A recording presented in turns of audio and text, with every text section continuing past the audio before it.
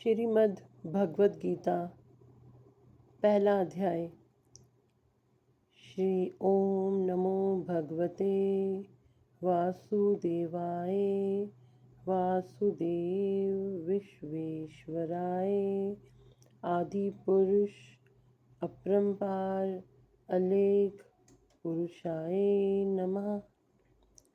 जगत बंधु ज्योति स्वरूप जिये की जाननहार हरि यश मांगन आयो दास प्रभु के द्वार।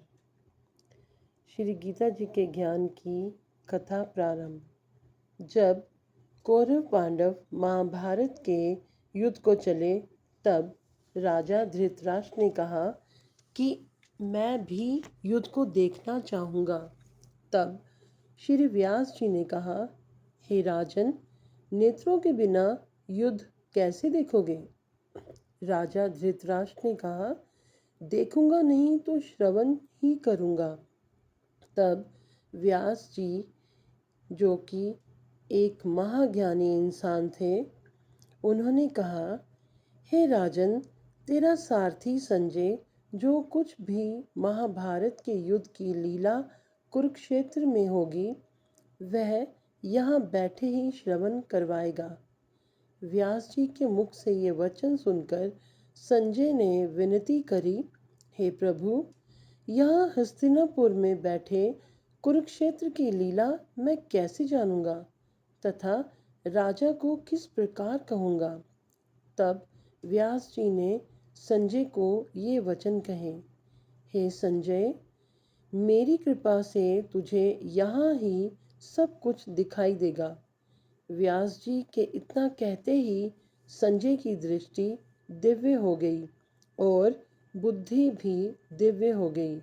अब आगे महाभारत का कौतुक कहते हैं, सो सुनो।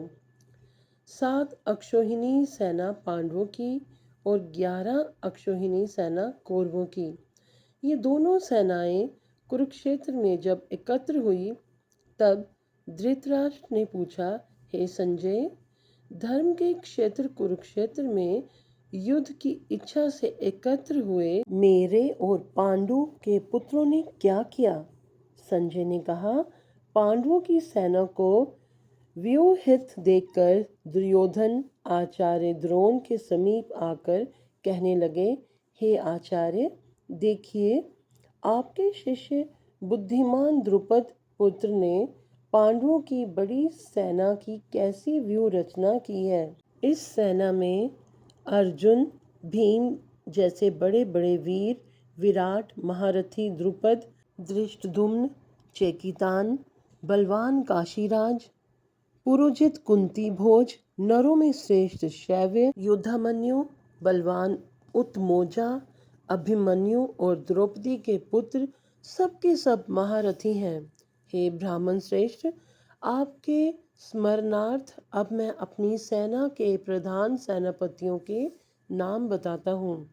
आप भीष्म, कर्ण, युद्ध विजयी कृपाचार्य, अश्वत्थामा, विकर्ण, सोमदत्त का पुत्र भूरिश्रवा और बहुत से शूरवीर मेरे लिए प्राण तक देने को तैयार हैं। अपरिमित बल है और उनकी सेना जिसके भीम रक्षक हैं उनके पास थोड़ा बल है। अब आप सब अपने अपने मोर्चों पर सावधान रहकर सेनापति की रक्षा कीजिए। भीष्म पितामह ने दुर्योधन को प्रसन्न करते हुए ऊंचे स्वर में गरजते हुए शंख बजाया।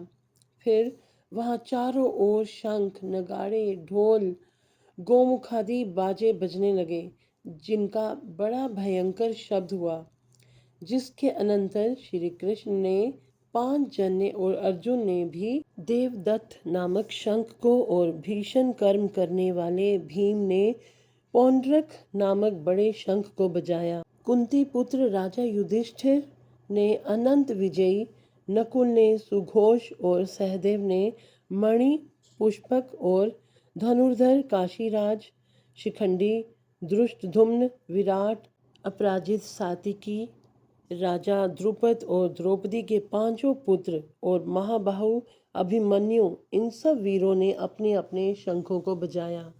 उन शंखों के भारी शब्द से आकाश और पृथ्वी गूंज उठे और आपके पुत्रों के हृदय कांप उठे। हे राजन, अर्जुन ने कौरवों को युद्ध के लिए प्रस्तुत देखकर धनुष उठाकर श्री कृष्ण से कहा कि हे केशव, मेरा रथ दोनों सेनाओं के बीच में खड़ा कीजिए, जिससे मैं युद्ध करने वालों को देख लूं कि इस रणभूमि में मुझे किन किन के साथ युद्ध करना चाहिए।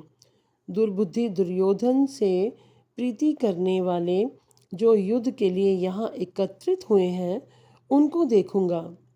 संजय ने कहा, हे राजन, अर्जुन की बात सुनकर श्री कृष्ण ने भीष्म, द्रोण आदि वीरों के सामने उत्तम रथ को खड़ा करके कहा कि हे वीर, युद्ध के लिए उद्यत इन कौरवों को देख लो।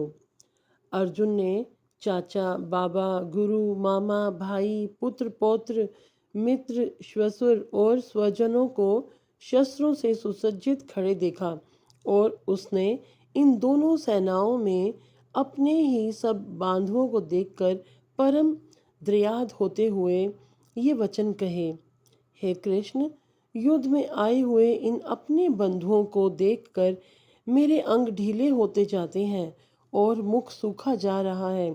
मेरा शरीर बेकल होता है, गांडीव हाथ से गिरा जाता है। हे केशव, मुझ में यहाँ खड़े रहने का सामर्थ्य नहीं है और सब लक्षण मैं उल्टे देख रहा हूँ और संग्राम में अपने स्वजनों का वध करके कोई लाभ नहीं होगा। हे कृष्ण, मैं जीत, राज्य और सुख भी नहीं चाहता हूँ। हे प्रभु, हमको राज्य, भोग तथा जीवन से क्या काम है, क्योंकि जिनके लिए राज्य, भोग और सुख की इच्छा की जाती है, वे सब इस युद्ध में प्राण और धन की इच्छा छोड़कर मरने को तैयार हैं। और आचार्य, पिता, पुत्र, पितामह, माता, श्वशुर, पौत्र, साले और संबंधी, ये सब मुझे मारे तो भी, हे मधुसूदन, मैं इन्हें मारने की इच्छा नहीं करूंगा। हे जनार्दन, त्रिलोकी के राज्य के लिए भी मैं इन्हें मारना नहीं चाहता, फिर इस पृथ्वी के राज्य के लिए तो कहना ही क्या।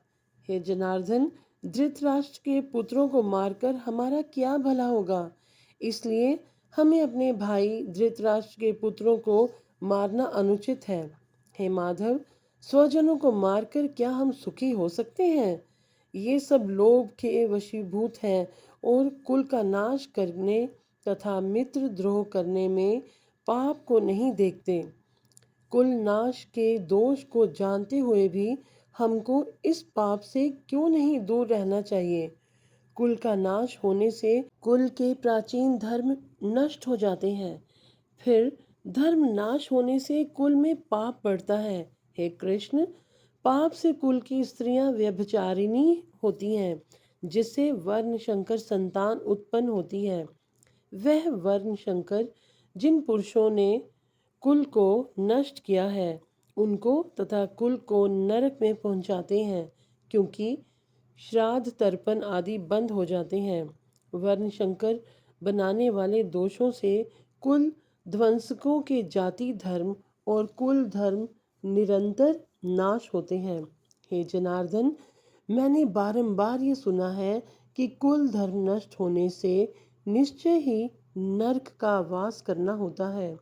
हाय, हम बड़ा पातक करने को तैयार हैं, जो राज्य सुख के लोभ से स्वजनों को मारने की कोशिश कर रहे हैं। शस्त्रों को धारण किए हुए धृतराष्ट्र के पुत्र यदि मुझे शस्त्र रहित और उपायहीन हो। संजय ने कहा, हे राजन, ये कहकर दुखित होकर अर्जुन ने धनुष बाण फेंक दिया और रथ के पिछले भाग में जा बैठा। इति श्रीमद्भगवद्गीता सूपनिषद सुब्रह्म विद्या योग शास्त्रे श्री कृष्ण अर्जुन संवादे विषाद योगी नामक प्रथमो अध्याय समाप्त।